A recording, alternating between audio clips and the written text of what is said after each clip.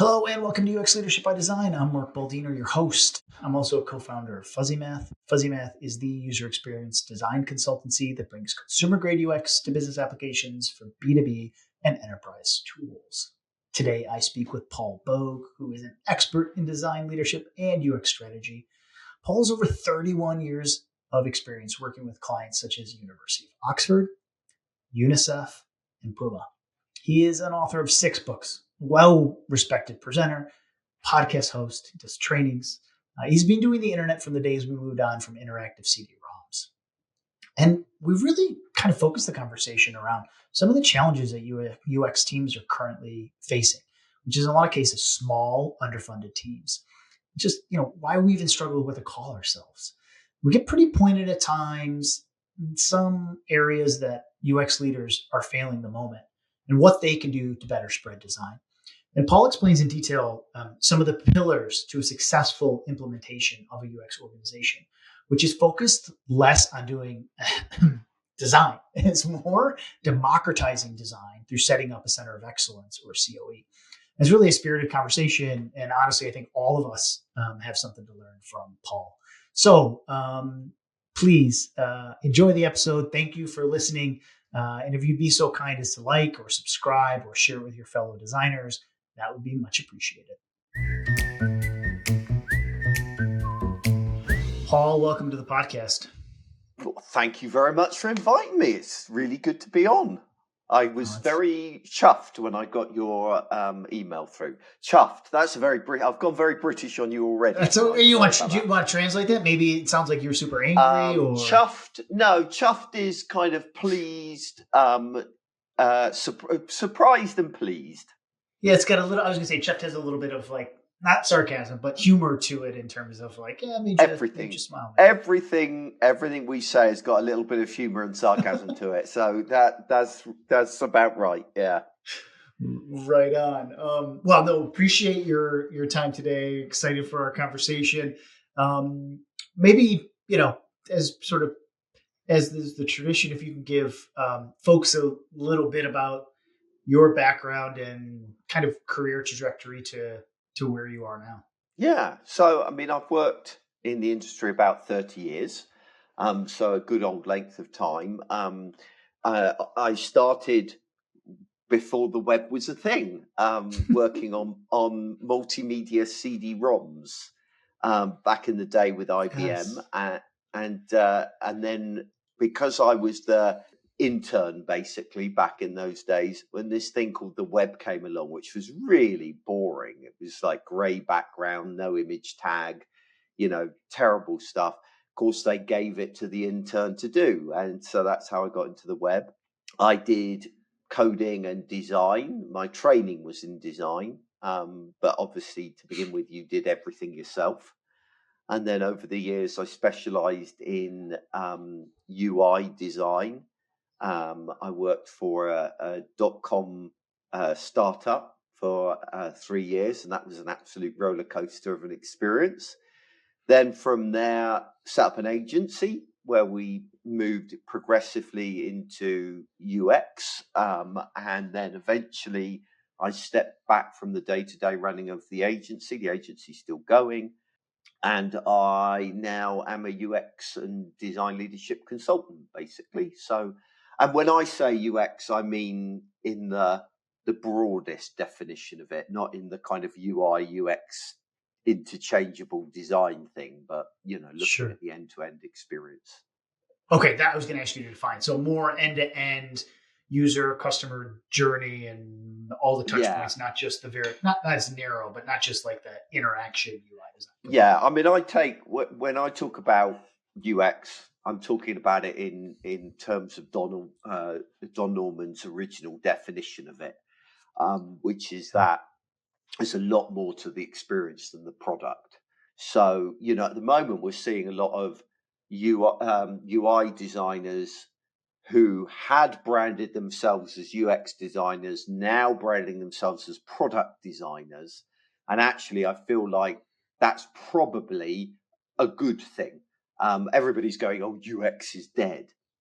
But I think a lot of people that were saying they were UXers weren't really in the kind of true sense of the word. And I think that's because we undervalued UI designers. We treat it, oh, they're just colouring it in.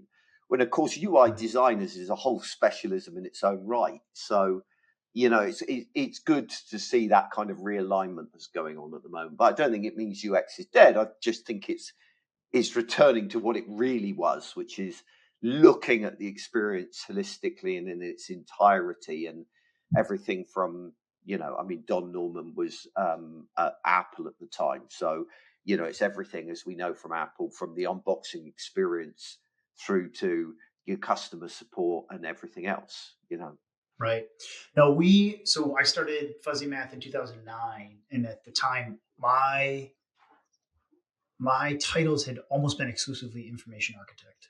Oh, right. Even into like 2006, 2007. And we had this debate as to whether we should call ourselves a UX agency, because the term was pretty, it was nascent and not everybody knew what it meant. And I had come up from my first job in 2000 was as an information architect, but we had like a product planning group, and we talked about product design a lot. And I always felt like product design kind of what it helped me do is differentiate that I don't work on marketing sites or maybe heavy content sites. I can work in that environment. There's definitely UX work to be done, but like I design interactive experiences, and product felt a little bit more comfortable. But of course we went with UX and then kind of rode that wave. And it's only now that I feel like as you said, we talk more about being product design. I think as consultants, the consultancy world and agency world maybe still uses UX, but if you're in-house, you're definitely a product design. I feel like the world is now product design.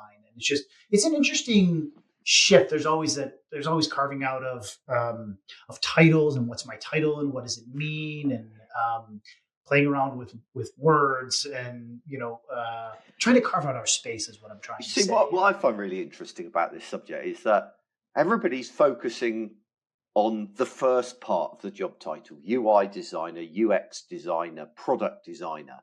I think a lot of our problems, if we have problems, which I think we do as an industry, come from the second part, from the designer part of that. Yeah.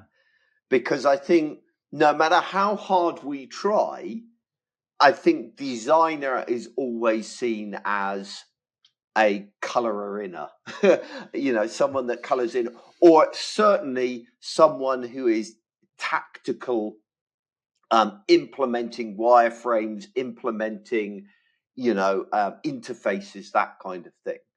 And that's why I call myself a user experience strategist, right? Because I actually think there's a lot of baggage. There shouldn't be, but there is a lot of baggage that goes with that term designer. So that's why I've kind of shifted away. I don't think it's, for me it works like this, right?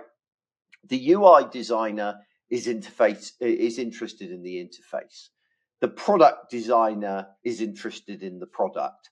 The UX designer is interested in the experience.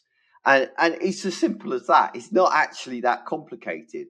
But a lot of, we're changing our job titles all the time, primarily in a search for respect. And I think the limitations of respect in many ways comes from the word designer. But, I don't know. It's a difficult one. There's a part of me wants to fight for that term and what that term should really mean. But, I feel that. Well, and I also don't want to lose it in certain respects. I just literally a half an hour ago had a conversation with a client of mine of what is strategy? What does strategy mean? What does it mean within their organization? So you also I start calling my team UX strategists. Then they're sort of like, well, what is the output at the end of the day? And the tactical output of design, I don't want people to run away from, because I think it's a powerful tool in the arsenal to be able to take somebody's words or someone's strategy, whether it's themselves doing that and moving forward, and actually building something tangible out of it, even if it's just a wireframe, right? The idea, the difference of describing a house versus doing a mock-up of it or a sketch or a blueprint. People see that. They can put themselves in that space. They can see how they're going to live in that space. And the same thing happens. Nothing is more visceral than showing a picture to a And client and getting that response. and I agree with that.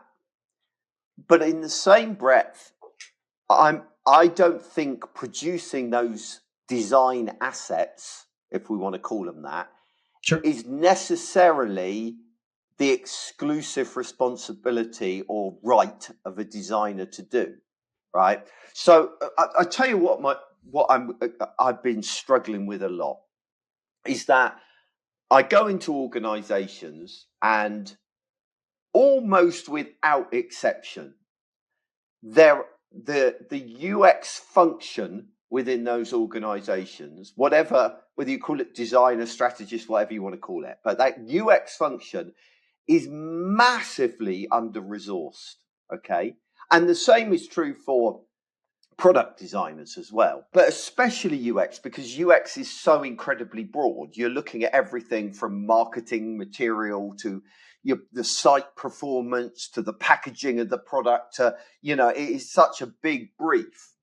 And so, ideally in an agency world, you might have one designer for every two developers. You very rarely will find that in-house. That those kinds of ratios are very, very unusual. And so you've got these teams of designers or teams of UX people massively under-resourced and stretched way too thin. So increasingly, the way that I'm solving that problem within organizations, and I've just in the process of, I'm a couple of years into doing this now with University of Oxford, is okay, we need to let go of that being the only people that produce these design assets, wireframes, mock-ups, interfaces, etc., and instead effectively become a center of excellence that teaches and empowers people across the organization to start improving the user experience, because there's just not enough of us to do it.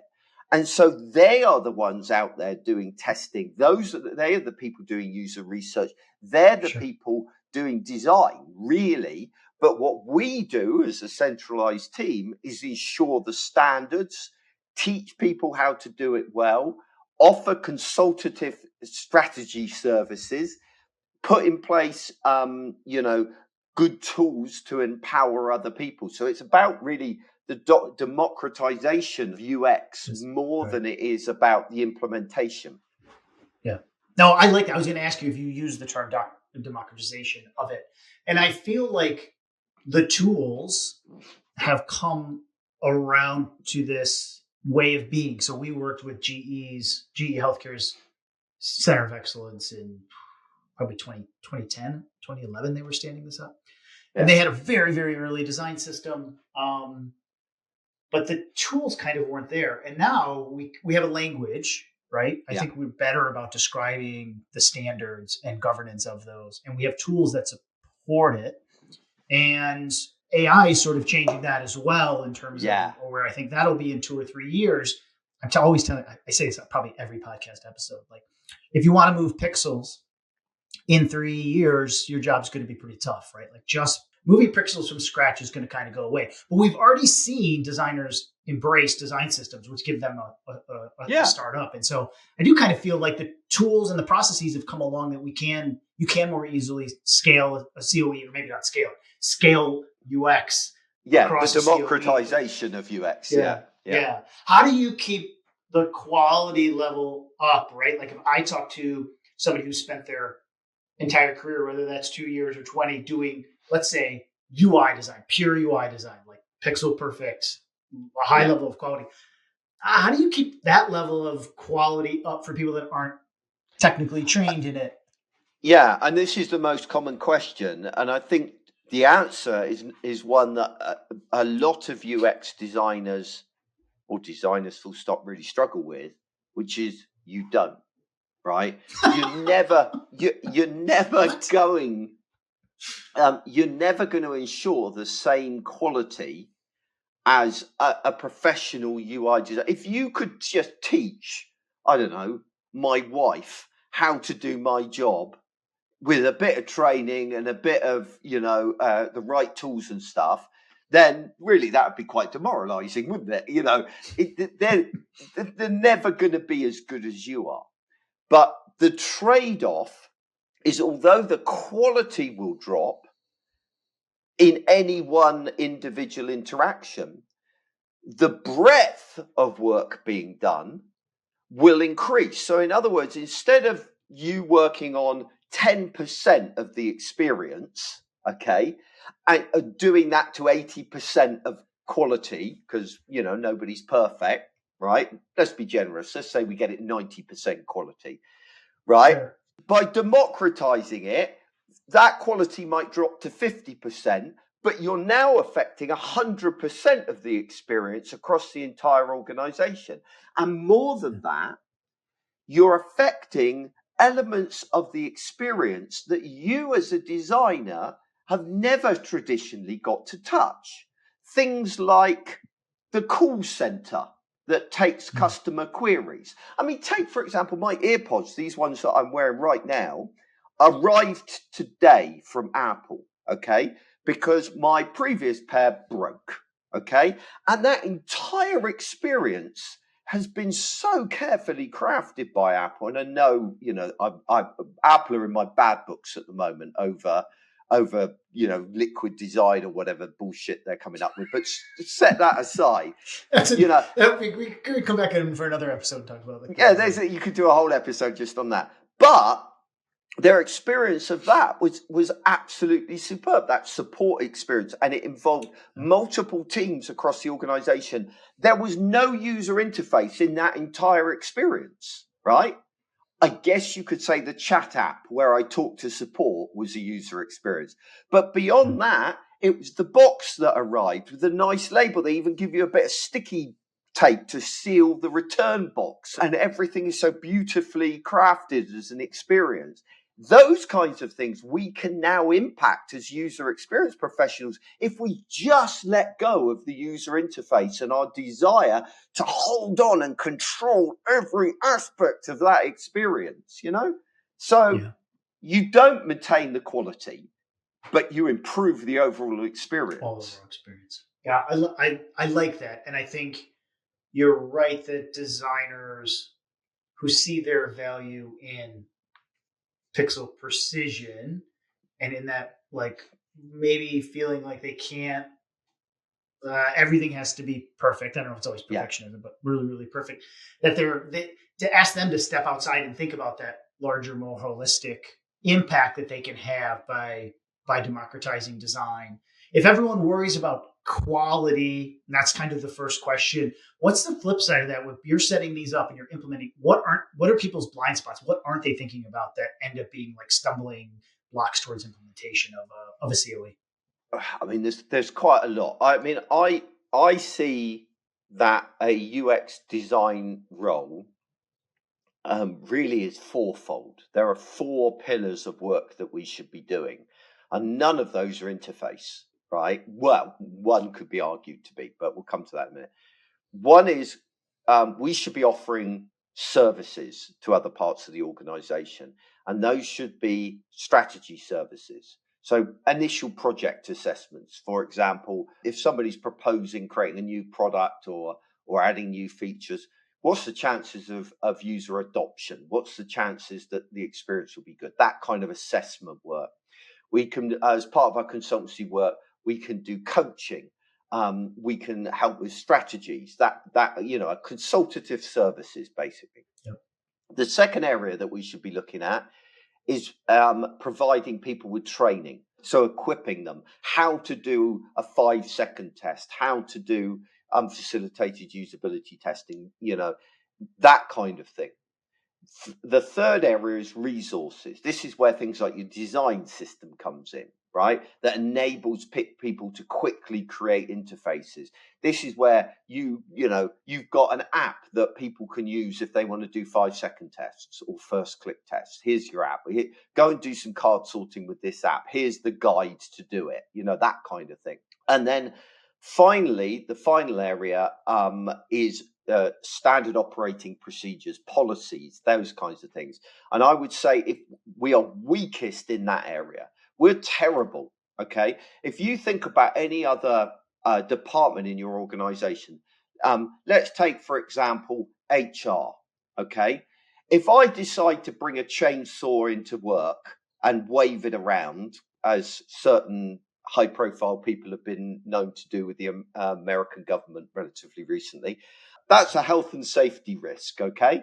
So, but I can't just turn around and say, oh, well, that's HR's problem. I have a responsibility. Okay. Because they have set up standard operating procedures and policies that say you're not allowed to wave a chainsaw around at work.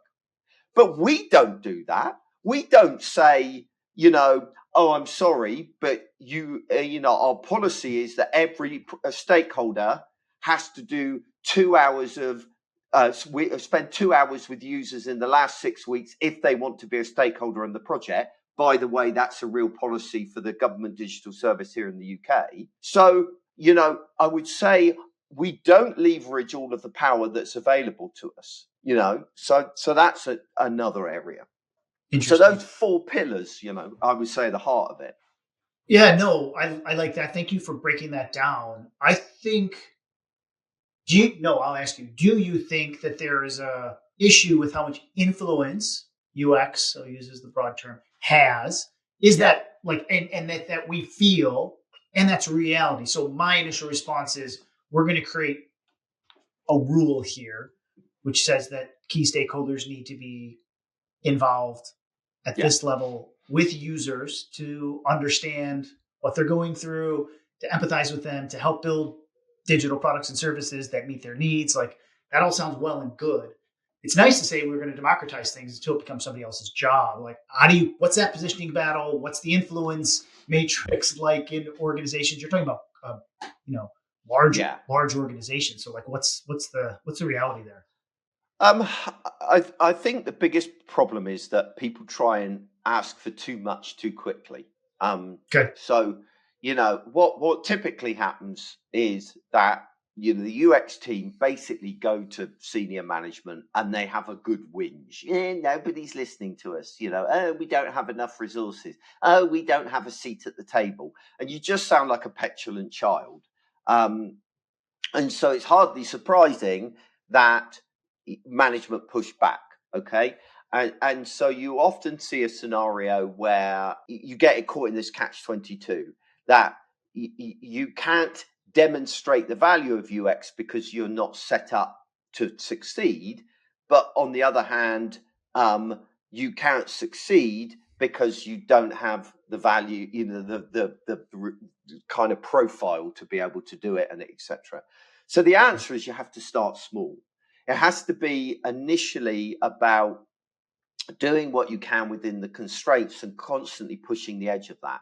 So let's go back to policies and procedures. It will be very hard for most people at the moment to turn around in their organization and say, I'm sorry, head of marketing, right, who is 3 levels more senior than you, that, you can't be a stakeholder in this project because you haven't spent 2 hours with users in the last 6 weeks, right? You would get fired. But what you can do is you can start with what I call working policies. That's kind of an organization policy. That's something that's got to be agreed from an organization level. You're not going to get there overnight. But you can start with working policies. And working policies are basically, to do my job, to do the job you have asked me to do, I need these certain things in place, right? So, for example, the head of marketing can't say to you, I want you to design this website in Microsoft Paint, right? That would be unreasonable. So you can set certain policies about how you work. Oh, for me to actually to produce this design for you, I have to be able to validate it with end users. Otherwise, I cannot. It's a waste of my time working on this project. Okay. So you can begin to introduce those what I call working policies where you're simply defining how you operate. I need this information from you before I can do my job. I need to do these actions to do my job properly. So that's where you start on that side of things. And do you advocate for identifying the risks if that's not? Like, well, I can't do my job. Here's the risks of if we do it this way, like that sort of, or is that a little Yeah, too? so that depends on the type of organization you work for. Right. So if you're working for a large, well-established leader in the field, right? So, you mentioned GE, I mentioned Oxford University. These are well-established, big organizations. Yep. Absolutely talk about risk, right? Talk about risk, but go further than that. Talk about danger, right? Because that's what standard operating procedures and policies basically are about. They're risk management, risk mitigation tactics, right? So what you do is you terrify people. You say, oh, well, if we don't do this validation, your ass is exposed to the world and this will come back to bite you. You could be open for accessibility, be sued for accessibility, or you could be doing this. Fear is a huge motivator in larger, well-established organizations. However, if you're dealing with a younger startup, someone that's hungry to gain kind of reputation in the sector, is trying to grow, trying to grab market share, that kind of stuff. It's all about the opportunity there, right? Yeah. If we can validate this design, then we could, increase market share or stakeholder value, or various, kind of grabbing, growing, those kinds of things. All opportunity focused. But the other thing as well is that we also need to tailor how we talk about UX and how we talk about these things for the audience that we're talking to. Because don't talk about the user experience. Nobody cares about the user experience, right? And actually, even talking about, especially in larger organizations, even talking about the benefit that UX is going to provide to the business is going to fall on deaf ears. What you need to be talking about is how the things you want to do, whether it be introducing a policy, doing some testing, whatever it is, how it helps the person that you're talking to. With marketing, I'll talk about word of mouth recommendation, right? Organic growth, better reviews, those kinds of things. That helps with customer acquisition because that's what they care about. That's what their quarterly targets are about. Right? Yep. With sales, Yep. I talk about customer retention, customer lifetime value, those kinds of things, because that's what sales are. If I'm talking to a finance director, I'm talking about efficiencies, risk management, reduced development costs, those kinds of things. So you really have to tailor your message. And sorry, I've gone off on one now, but one last thing to add on that, while I'm ranting about it, is the other thing is we don't put the legwork in, right? We're user experience professionals. We are obsessed about understanding our users. We do user research. We do user testing. We do user interviews. We create personas of them. Do we do any of that with our colleagues? Hell no, right? We don't bother to understand them. We don't understand their pain points, their questions, their tasks, all of those things that we put so much effort into with our end users. We don't do it with our stakeholders. If we did that, then we can motivate them, So that's my attitude. I'm glad you got there. I led you to my favorite point, which is stakeholder empathy mapping and stakeholder kind of understanding. And it really turns us, I think, in a positive way. I don't mean this negatively. Like you are a salesperson at this point. Like you need to build trust with the people you work with. You need to understand them as human beings. You need to understand what motivates them. I learned in the sales course that you're kind of trying to create a hook, which is like, what's an acute pain somebody is feeling? Yeah. Where are they actually feeling that? And like, what does it mean for them? So if it's somebody sales, they have a quarterly presentation, or marketing, they have a quarterly presentation with their boss or with the board, and they're going to present a bunch of marketing numbers, and they're going to be up the night before trying to figure out why maybe they didn't meet those numbers. And if you can speak to somebody's, their acute pain in the moment, you can advocate in a way that isn't process. This has to be the way. It's really, I'm going to help you achieve. I can be here to accelerate and help achieve your goals, director of marketing, or development lead or something like that. So I'm glad you got there, because I do think that is a very underutilized soft skill that I think a lot of designers or even leads have, because they They kind of feel like, well, I've been hired to implement a process at this organization, and this organization is putting up A, B, and C roadblocks for me to do that. When the truth is, like, it's kind of your job to go around those roadblocks and figure that out. And it means different things at different organizations. Maybe you step into a well-oiled machine. They've hired you to be the director of UX, and everything's going to be smooth. But often, more times than not, they're hiring you because they think they need it, and they don't actually know what they need, and they don't know how to implement it in their organization. And your job isn't just to implement the process; it's to figure out how do we implement this correctly for in this particular. Yeah, absolutely. Totally agree. And that brings me on to another area, the fifth area, which I kind of left out because it's quite a woolly one and sounds a bit kind of pretentious. And that is, I think, a big part of a UX lead's role or a design lead's role is culture hacking. Because most organizations are not, certainly if they're more traditional organizations, are just not very user focused. They're not very design focused. They lack maturity in that area. So a big part of the work that you need to be doing is subtly changing the culture of the organization. That's still through the other four pillars. It's through education, providing resources, all of the rest of it. But there is this kind of underlying thing about raising the profile of UX, becoming a marketer and a salesperson, as you said, for UX and the benefits of UX across the organization. And a lot of the work I do these days, or as part of the UX strategy and leadership stuff I'm doing, is teaching people how you can gently shift a culture within an organization. Now, you're not going to shift the whole of the culture in somewhere like GE, but you can shift bits of it that begin to build a cumulative effect and start to, get a ball rolling. But that's a whole nother conversation. Well, and I think I agree with you. And starting with culture is always kind of a challenge, right? I think your initial pillars, as you said, they work together, right? Even the governance piece or the kind of let's set up some rules kind of components, they're going to rely on you doing some hand holding, some education, some offering of services, strategic value, setting up these systems. Here's what design has to offer. We're a collaborative group here. We're willing to offer you our services.